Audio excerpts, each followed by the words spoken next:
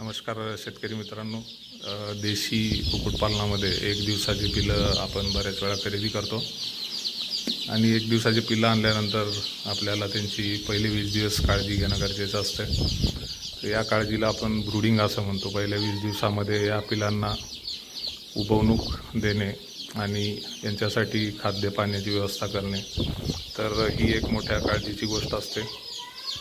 आमच्याकडे आता सध्या तुम्ही पाहू शकता 6000 पिलं देशी कोंबडीची पिलं आलेली आहेत आणि खाद्य पाण्याचे भांड्याची व्यवस्था आपण केलेली आहे.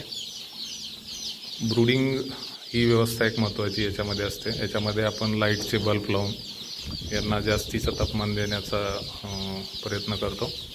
साधारणतः पहिल्या दिवशी हे तापमान 39 डिग्री सेल्सिअसपर्यंत असणं गरजेचं आहे. त्याचबरोबर देशी कोंबडीच्या पिलांना आपण प्री स्टार्टर फीड देऊन पहिले 7 दिवस हे फीड देऊ शकतो. आणि देशी कोंबडीच्या पिलासाठी आता मार्केटमध्ये देशी फीडसुद्धा अवेलेबल आहेत. त्याच्यामुळे ब्रॉयलरचे फीड न देता आपण देशी फीड यांना देणे गरजेचं आहे.